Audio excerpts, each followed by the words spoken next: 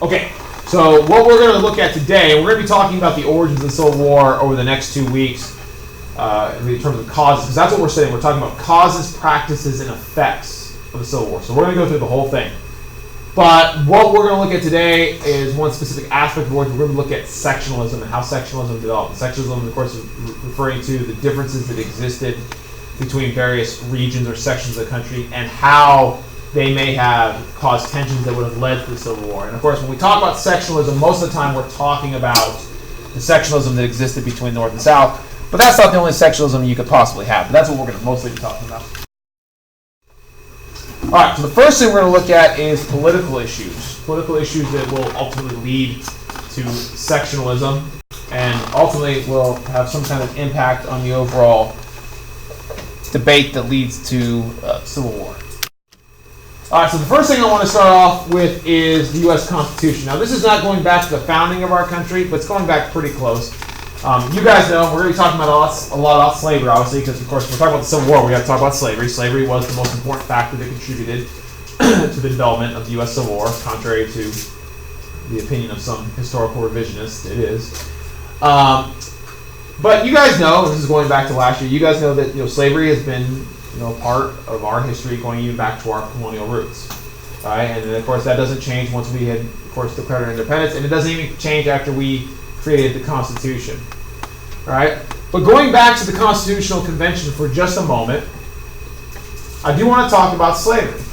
Okay? Because though slavery was a thing and existed, it is interesting to note that slavery is not really explicitly mentioned a whole lot in the Constitution. In fact, slavery only really appears in the Constitution twice. Now, that's not to say that there wasn't a discussion of slavery at the Constitution. There was a very real, substantial discussion about, hey, maybe we should do away with the slavery thing. But that idea was fairly quickly dismissed because any serious attempt to get rid of slavery would have meant the convention would have failed. The southern states would have walked out. There would have been no new constitution. And that was considered to be the priority at the time. So while that was discussed, I don't want to say it wasn't, it was discussed, it ultimately was considered to be too outlandish of an idea to be successfully implemented. So because of that, the Constitution goes forward, as we know, and there are two references really to slavery in the Constitution. There's nothing in the Constitution that talks about, hey, the right to slavery, or it is a right and all this. That doesn't exist. But there are two references. Okay? Now, one of them is the Three-Fifths Compromise that we would have talked about last year. When the discussion was being had in the formation of the Constitution about how our new government would be formed, how representation would be decided, one of the big questions was, okay, we're going to have this bicameral legislature. You guys remember this? It was the Great Compromise, right? Because they had the Virginia plan, the New Jersey plan about how to do it. And the Great Compromise was we're going to have a bicameral or two-house legislature. You're going to have one house, the House of Representatives, right? In which representation is based on population, and the other house, the Senate's going to be, everyone's going to have equal say, 2 senators. The question was, when it comes to counting people for representation in the House and also in the Electoral College that chooses our president, how do we count people? Does everyone get counted equally? And one of the big debates was southern states were like, well, yeah, we want to count everyone, including slaves. Everyone counts. And northern states are like, no. You guys don't treat slaves as equals. You don't treat them as full people. Why should you get to count them? Because if you count them, they're worth political power. See, the South wanted to count slaves because the more people you have, the more political power you have. So for the South, it was advantageous to count those slaves. And the North was trying to counteract that because of sectional power and sectional balance. Okay? So we had to come to a compromise. The compromise that was struck, one of the big compromises of the Constitutional Convention, was the Three-Fifths Compromise. And the Three-Fifths Compromise said, as you will recall, hopefully, that only 3/5 of the slave population will be counted towards representation in the House and in the Electoral College. So yeah, we're going to count slaves, but we're not going to count all of them. And this was a way that it could appease both northern and southern elements. Okay, that's one reference to slavery. There's only really one other one. And the only other reference to slavery, and this one's actually kind of interesting, was there was a provision included in the Constitution, some of you may recall this, that the international slave trade, the transatlantic slave trade, must be abolished, it must come to an end by 1808. So basically, anti-slave forces put a time limit on the international slave trade. They basically gave a 20-year lifespan. Okay, now why? Well, the hope was anti-slave forces. I mean, in addition to the idea that the transatlantic slave trade was just a pure evil that had to be done away, but anti-slave forces also hoped that by doing away with the international slave trade, that it was possible maybe that slavery might die a natural death, right? Without new slaves coming in from Africa, maybe slavery would eventually kind of die out because we wouldn't have new slaves to replenish them. Now, of course, there was the fact that in our country, slavery was unique in many ways. One, because it was a racial institution, but also because slavery was an inheritable condition. So, of course, children born to slaves would also be slaves. And it turns out that maybe perhaps some of those founders probably underestimated just how self-sustaining the slave population was. Natural reproduction not only sustained the existing slave population, but it actually grew. Okay, even after 1808. So while we had eliminated one of the great evils of slavery, slavery itself did not go away, and that would have to be something to address. So long story short, the way we look at it is the Founding Fathers, they didn't make any really significant decisions about slavery. What they did was they basically said, look, this is a contentious issue. It's a big one that we can't deal with now. We're going to kind of kick that can down the road a little bit and let future generations deal with it. But that is the only really serious, actual official references to slavery we see in our founding document, right? Now, we go now nearly 30 years without any really meaningful legislation on the issue of slavery. And that's not to say that the slave debate wasn't had. There was lots of people writing on it and all kinds of things and ideas. The abolitionist movement was growing.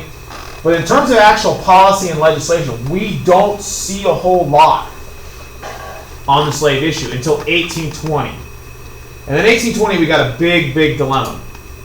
Okay? As you can see, the United States had expanded over the years from our original 13 states. Now we were getting much larger. And then in 1820, Missouri applies for statehood. Missouri wants to become a state. Now, this was one of the first big kind of issues over the issue, over slavery that caused a problem to the sectional balance. At the time, there was a relatively even balance of free and slave states, which meant neither side was politically able to overpower the other one. The North could not overpower the South and outlaw slavery, and of course, vice versa. Okay? So Missouri being added would upset that balance. So when Missouri applied for statehood, there was a big question about whether Missouri would become a slave or free state. And in order to avert a crisis, because there was already being discussions about states' rights, nullification, which I'm going to get to here in a little bit, even secession, we had to strike a compromise. And a compromise was ultimately struck that would have three components. And this will become the most important compromise of the issue of slavery for the next 30 years. Okay? So let's go through this. Missouri Compromise. Missouri Compromise has three components, and I always tell students in notes, okay, Missouri Compromise, and then bullet it down. 1, 2, 3. Here they are. So number one, obviously, is what about Missouri? Well, look at the map. Missouri will be admitted as a slave state. So this is considered to be a gift to the South. All right. Now, in order to offset the addition of a slave state, we need to add now a northern free state. So from existing territory, up there at the very top, Maine will be added to the Union. Now this is sometimes confusing to people. They say, well, if Maine was carved from existing U.S. territory, does that really add new territory? Did it add population? No. It didn't add population because those people already were existing in the United States. But it matters, right? Because when you add a state, you automatically gain 2 new senators, and you also gain electoral votes for the Electoral College, which of course chooses the president. So it's kind of an interesting thing is, this is even something that we have in modern debates about if we ever add new states or add, carve new states out of existing territory, which this has been discussed in places like Washington, D.C. It's even been discussed in fairly radical ideas in places like California, because California is so big. People say, does it really matter? What does it matter? It does matter, because it will actually change political power. Okay, and that's exactly what happened here, and it helped balance things out. Now, the third component was Missouri's southern border, the 3630 line, would be considered the new dividing line between free and slave state. Territory below that 3630 line would be open to the prospect of slavery. Territory above that would be considered free territory. which at the time when you look at the map seems like a pretty good deal for the North, because as a result of Louisiana Purchase, most of that territory is from the North. So why would the South go along with that? Well, you have to remember the South, realistically, didn't have a lot of interest in slavery in that region, because the climate and soil there was really not conducive to large-scale cash crop agriculture like cotton. So really, they didn't need that. Okay, they could afford to say, okay, that's yours. And of course, the North was willing to go along with this because it looked like a good deal. But of course, the North doesn't realize that in short order, we're going to have all that territory in the South there from the Mexican cession. And after the Mexican-American War, that's when people kind of look back at the Missouri Compromise and go, okay, we gotta come up with another idea, because the Mexican cession has changed everything. So basically, for now though, this compromise, the Missouri Compromise, will keep the peace between North and South over the issue of slavery for the time being. Yes? So if you look at the Spanish territory, most of it is still above the line, and the part that's not desert, the majority of that's also above that line. The 36-30 line? Yeah. Yeah, absolutely. And that's what I'm saying is, at the time, no one knew that would become American territory. Wait, so was it the South objecting to that, or the North objecting it once we get the Spanish territory? The North is going to have an issue with it, even though I see what you're saying. Even though most of the territory, it will bifurcate California. The fact that there was the ability for slavery to expand further, the North is going to have a problem with that. Oh, I see. Okay, but that will be addressed in the Compromise of 1850, which we'll talk about next week. Okay, so that is a good question. Yeah. Okay, now what other factors were going on in the antebellum period that are going to actually also affect sectional tensions and ultimately the slavery debate? Well, one of the big ones, this is actually one of the biggest political events in our country's history, people don't give it enough credit, I don't think, is the rise of mass democracy that started to appear in the 1820s and 1830s. This is also sometimes seen as being synonymous with, remember, Jacksonian democracy. The two terms, I think, are fairly interchangeable. What we're talking about here is the vote, okay? And over the course of the early 19th century, we saw the right to vote expand to more people. Early on in our country's history, the right to vote was only relegated to white men who usually owned some property, which means they had some money. There was a property qualification to vote, which meant really rich people were the ones doing the voting. Okay? However, by the 1830s and the Jacksonian era, we had seen, and because of that, that's why we got President Jackson, we had seen the right to vote now expanded to more people. And what you can see there on that map there on the right, though, or what happens there is the property qualification was largely dropped in favor of either universal white male suffrage, which means all white men can vote, period, or white men who have a taxpayer qualification, which really was everyone. All right. So what that means is the right to vote expanded in a big way. Okay, this was a massive expansion of the vote, and it was a expansion of the vote that applied really to only one segment of the society, which was the more poor or less wealthy section of the society. Now, what this means is in national politics, if you're competing nationally, for the presidency, or even in some cases at the state level for senator, because that's a big vote too, you now have to appeal to everyone. Now, obviously, by today's standards, that is still a very restrictive vote, right? Because women are not included, racial minorities, things like that.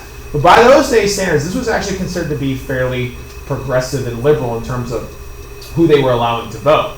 And what we start to see is because of mass democracy, national politics changes. If you're campaigning on a large level, you have now got to cater to those regular, voters, those non-wealthy, in this case, farmer voters.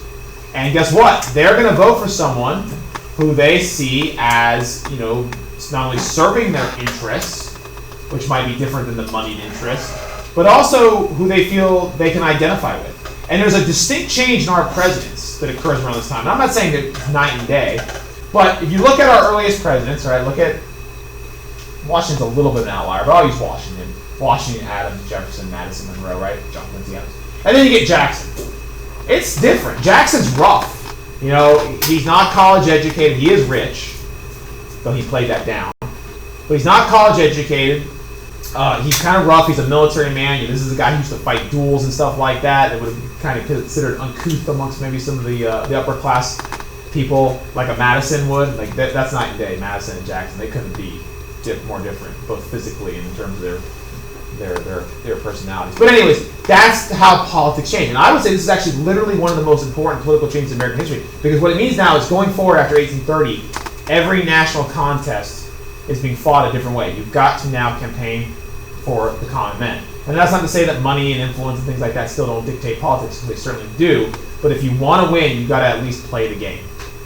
Okay, and that's still the case today. So anyways, with an election season coming up and with a primary going on, one of the things we're going to be looking at is that. We're going to look at that process this year in this class when we do our current events. We're going to do a lot about looking at the candidates and looking at them and seeing them. We're going to see them appealing to the common man. And some of you are going to go, oh yeah, that's them doing that thing. Where they say, I'm like you, even though they might be rich or whatnot. So we'll see more of that going forward. This is a good year to discuss that stuff. Now, how does this relate? Well, this is going to increase sectionalism, because now, politically speaking, candidates are going to now start trying to curry favor with various groups.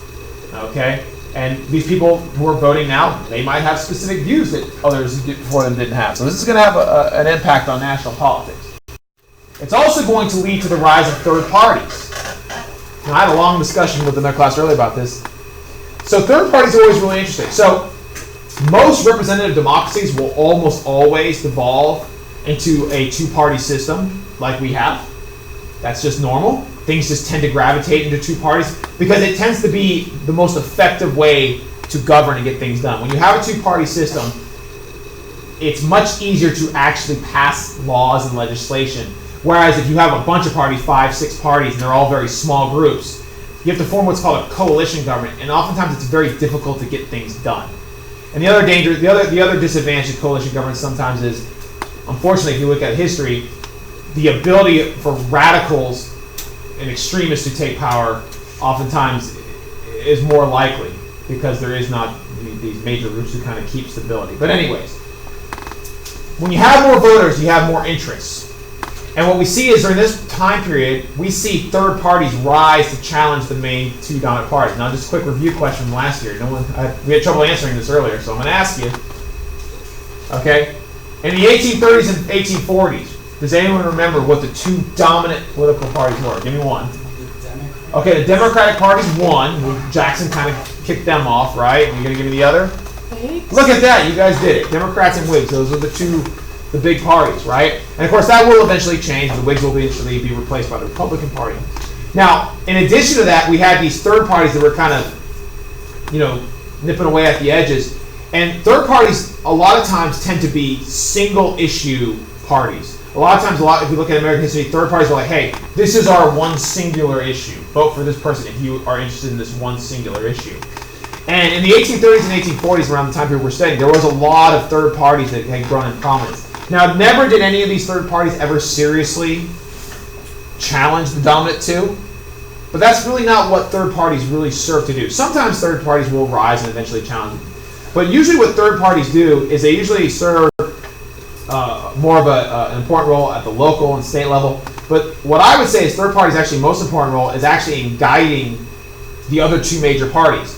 What happens is third parties, they take up an issue, they make it, popular, they get attention, and then what happens is one of the other two big parties will see that issue and go, oh, that's valuable. We can get votes that way. We're going to absorb you now. You're going to become part of our party.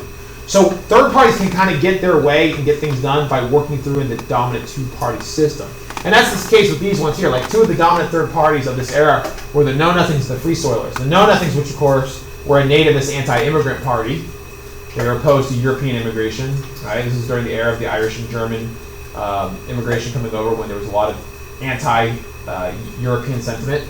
And the Free Soil Party, which was an anti-slavery party. Now, I don't misunderstand what the Free Soilers were all about. The Free Soilers were not an abolitionist party. Make sure you understand that. Abolitionism was the idea that slavery literally should be abolished. Get rid of it. In the 1830s and 40s, heck, even in the 1860s, that was considered a fringe radical idea. Now, I'm not saying there weren't abolitionists, there certainly were. But in mainstream politics, there were hardly any mainstream politicians at the time saying, oh yeah, that's my position, let's really push for abolition. Because it was considered to be so radical that most people weren't willing to promote it.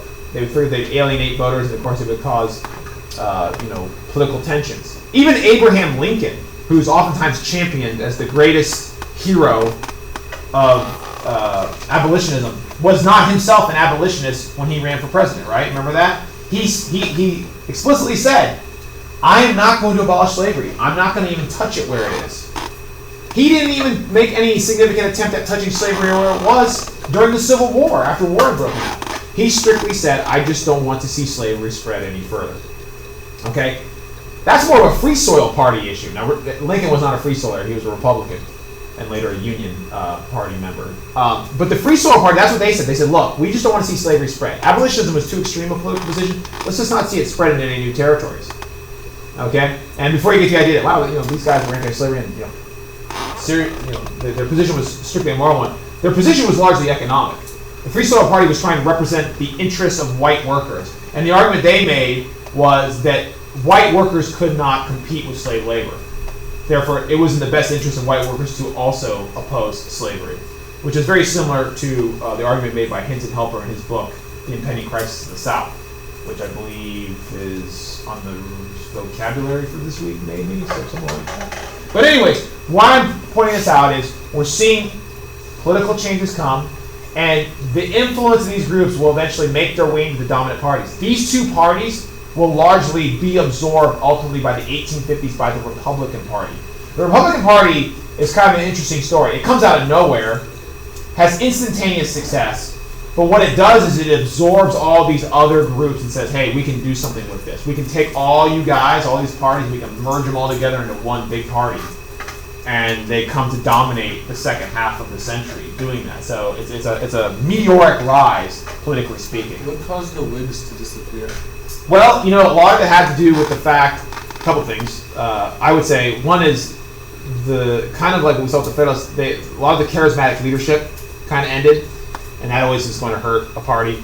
But by the 1850s, the anti-slavery sentiment, as we get close to Civil War, kind of led there needed to be a party that kind of was their major issue, the slavery issue. And while the Whigs typically had that issue, it wasn't ingrained into their platform. So people kind of gravitated to something else, and it happened so fast. And that's actually really unique. The Republican Party is kind of unique in the history of our politics in that, when we look at the other parties, they kind of gradually change, or one comes up slow.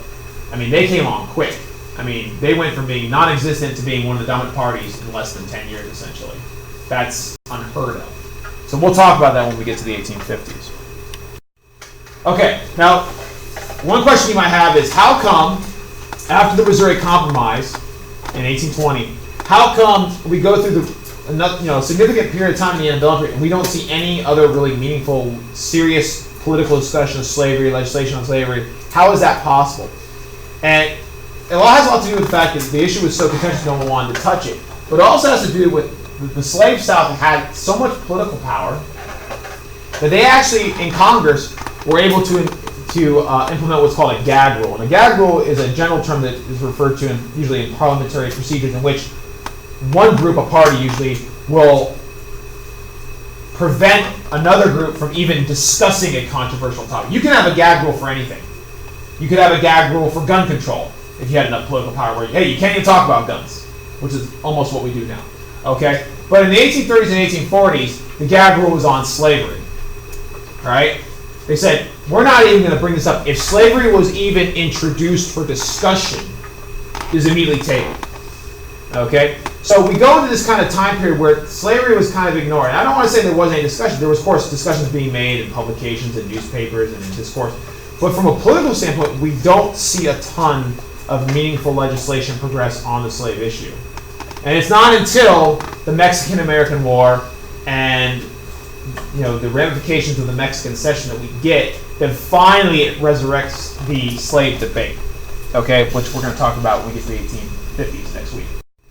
All right, now what I want to talk about is some more specific stuff, and then we're going to wrap it up.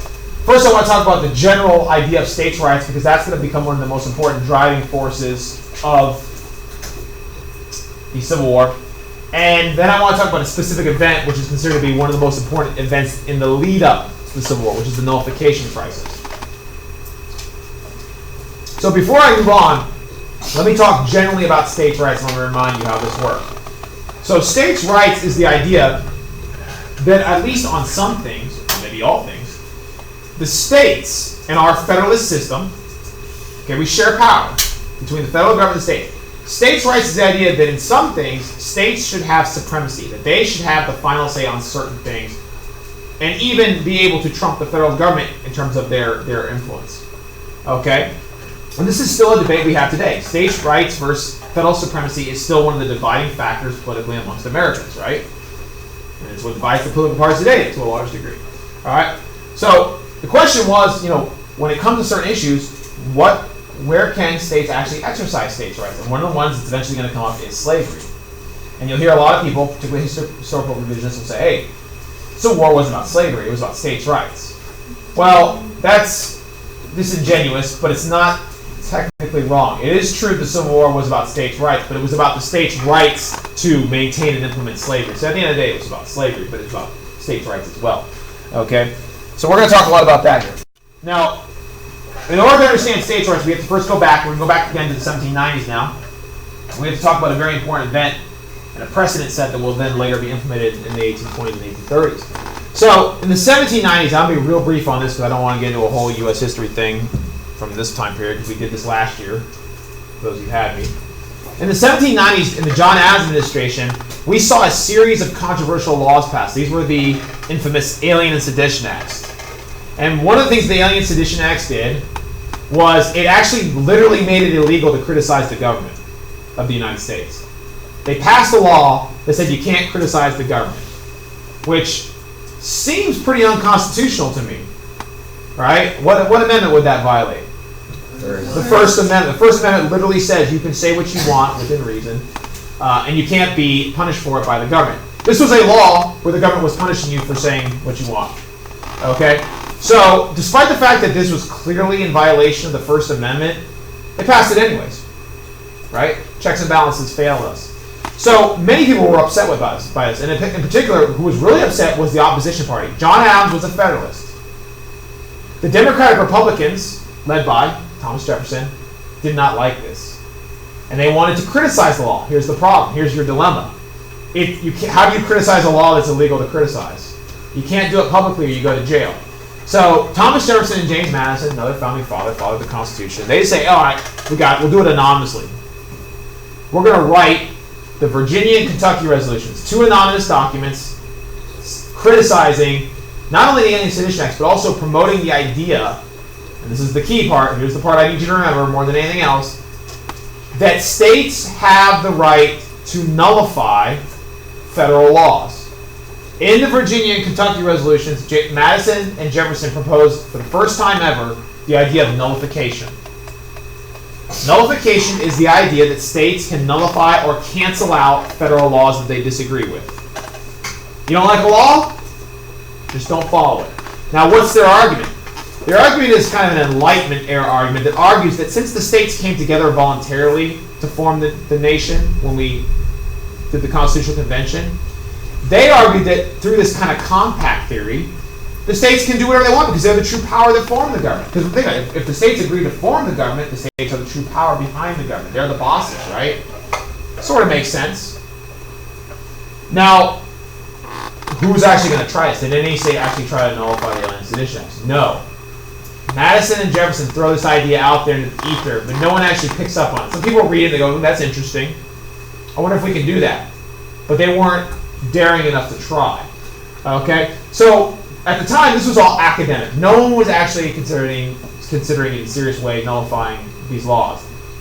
And if you want to know what happens to the Alien and Sedition Acts, in 1800, Jefferson wins the next election, and of course, one of the first things he does is he ensures that these laws expire. So they're going to go away. That's how we get rid of the Alien and Sedition Acts. But what I'm talking about is nullification. So nullification is out there floating around now. The question is, who will actually try to implement it? So let's fast forward. In 1828, the federal government passes a new tariff that taxes foreign goods. That's what tariffs do. The tariff is so high, the levels of the tariff are so high, that Southerners deride the tariff as the tariff of abominations. Now, Southerners were particularly aggrieved at the tariff for a reason. The tariff was more punitive to Southerners, and it was more advantageous to Northerners. Well, the question is, why is that? Well, think about this. Southerners were mostly farmers. which meant they had to buy manufactured goods.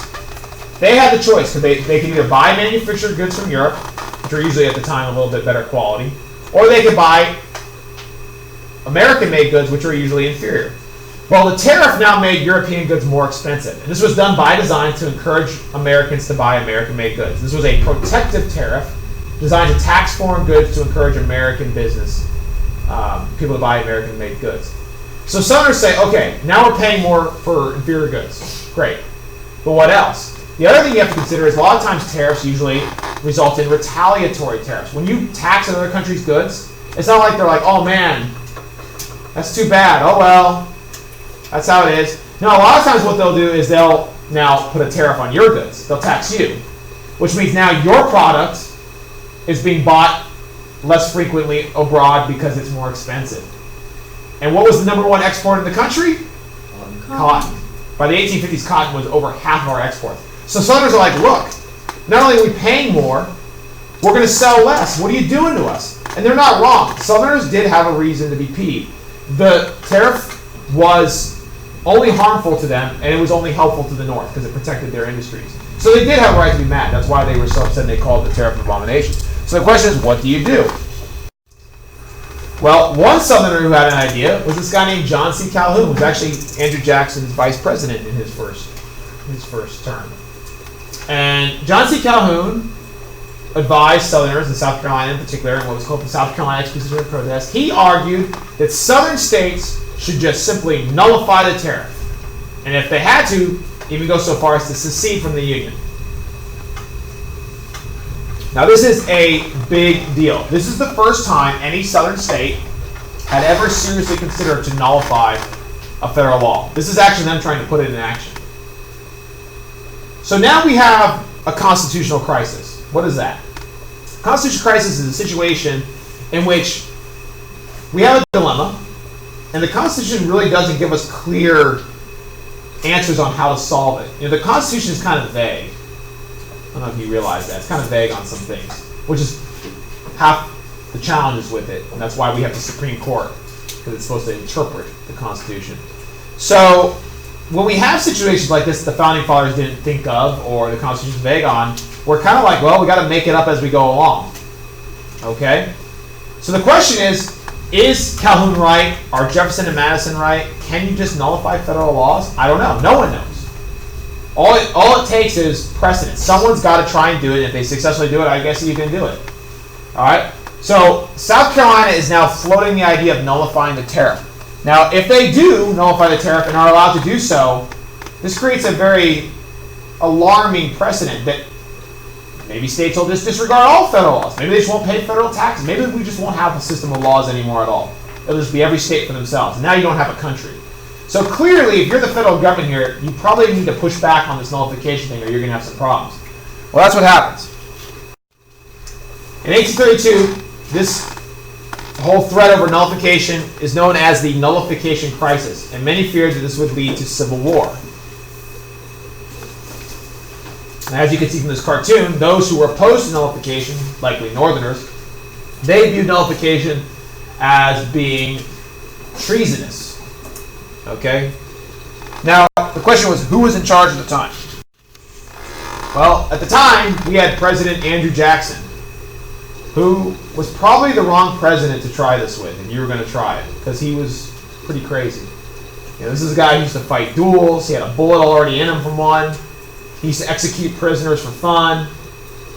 So yeah, maybe not the best guy to try. And sure enough, he has his response, and it's pretty much what you would expect. He issues the Proclamation of the People of South Carolina, in which he says that nullification and disunion, secession, are treason. And of course, treason is punishable by death.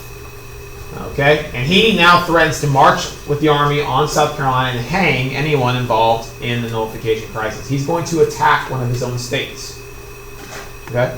Which might be surprising to you in some ways, because you say, well, maybe Jackson's a Southerner. Why would he not side with the Southern states? Why would he go against his vice president? But you have to remember, he's also the head of the federal government.